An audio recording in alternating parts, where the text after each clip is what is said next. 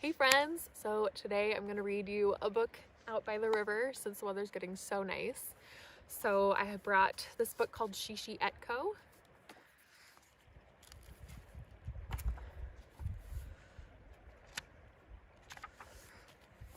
"1, 2, 3, 4 mornings left until I go to school," said Shi shi etko as she watched sunlight dance butterfly steps across her mother's sleeping face.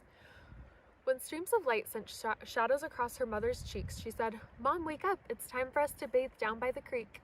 Her mother blinked. "You woke early today, Shi shi etko," she said, swinging her feet to the floor.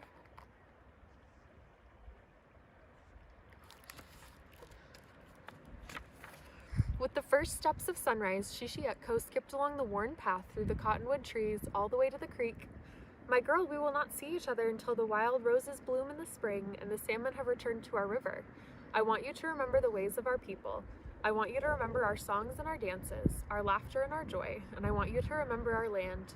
Then her mother began to sing. Her voice traveled from tree to tree, flowing through the valley, caught by the wind, carried on the wings of eagles in flight.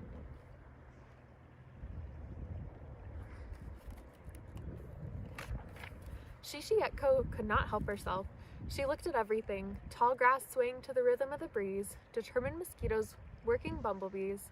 She memorized each shiny rock, the sand beneath her feet, crayfish and minnows and tadpoles that squirmed between her toes, all at the bottom of the creek.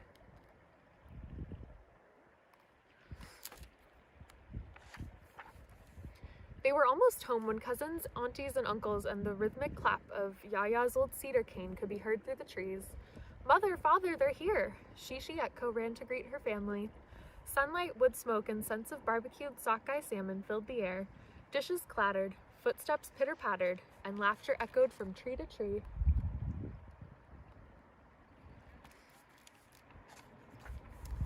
Afterwards, in the late-night silence, tucked safely under Yaya's patchwork quilt, Shi shi etko counted her fingers. "There are only 1, 2, 3 more sleeps till I go to school." In the morning, when Shi shi etko woke, the sky was changing navy to brilliant blue. She lay listening to the cool autumn breeze sing morning songs. Soft drum heartbeats.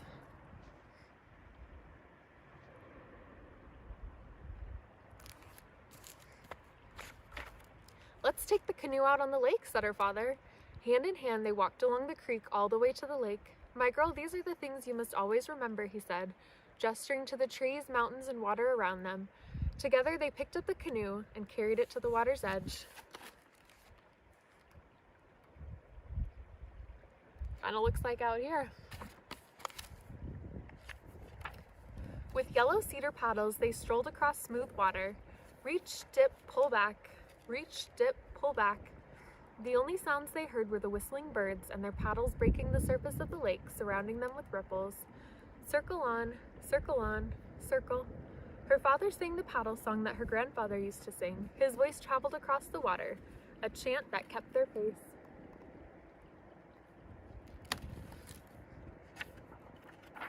Shi shi etko could not help herself. She looked at everything. She tasted the rain that fell on her face.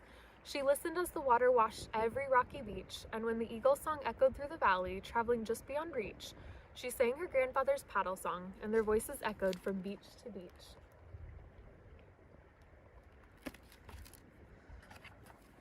In a day full of sunlight, Shi shi etko and her father returned to pack her things. Finally, in the silence of night, belly full, huddled safely under Yaya's patchwork quilt, Shi shi etko counted her fingers.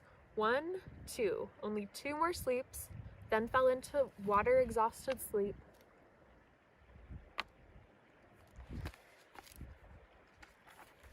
Shi shi etko was dreaming when she heard her Yaya say, "Shi shi etko, wake up, my girl. We have some things to do today." Yaya gave her a small bag made from soft tan deer hide and sinew. "This, my girl, is a bag for you to keep all your memories. No matter where you go, no matter what you do, remember to keep them safe."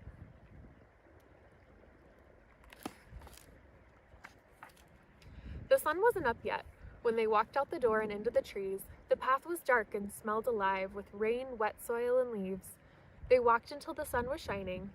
Yaya brought her to visit a great big fir tree. Shi shi etko placed a sprig into her bag of memories. They visited a hemlock, a cedar, even a pine, and each time she placed a sprig into her bag of memories.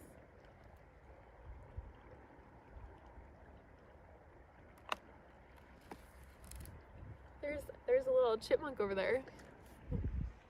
I don't know if you can see him over in the trees. Where is he? He's right on that little stump. Cute.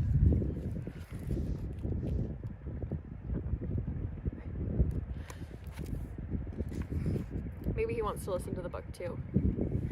They went to visit silver willow, red willow, sagebrush, cottonwood, Labrador brushes, and even kinnikinick. They visited blueberry, salmonberry, saskatoon, and huckleberry bushes. They found bitterroot, wild potato, and wild celery patches. On and on they went through fields of wild roses, Indian paintbrush, fireweed, and columbine.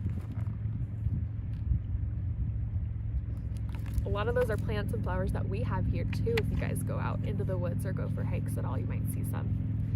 Shi shi etko promised herself, "I will remember everything." Each plant they came to, she listened carefully to its name, then asked once, twice, even 3 times, "Is it food or medicine, Yaya? Is it always safe?"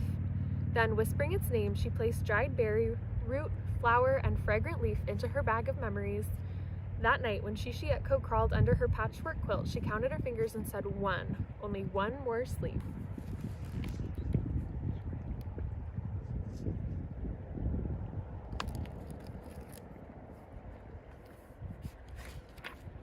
At home, the cattle truck that gathered children waited. Shi shi etko picked up her bag of memories, a pinch of tobacco for offering, then went out the back door to her favorite place beneath a great big fir tree. She placed the tobacco at its base, then tucked her bag inside its roots. "Dear grandfather tree, please keep my memories and my family safe. I will be home in the spring. Shi shi etko, come inside now. It's time for you to go."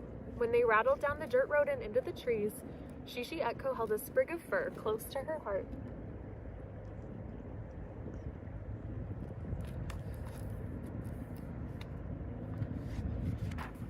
Shi shi etko could not help herself. She looked at everything. Tall grass swaying to the rhythm of the breeze, determined mosquitoes, working bumblebees. She memorized each shiny rock, the sand beneath her feet, crayfish and minnows and tadpoles that squirmed between her toes, all at the bottom of the creek. So now that it's spring, we're going to be having a lot of different tadpoles and stuff emerging and turning into frogs soon. So if you guys go out anywhere near water, which in Montana we have so many lakes and rivers and creeks, if you go out to any, see what kinds of things you can find in the water. Maybe there will be tadpoles or little fish, or I've started to notice some bugs that are on top of the water that the fish like to come up and eat, and different rocks and a lot of really cool stuff. So see what you can find in some water. Bye, I miss you guys.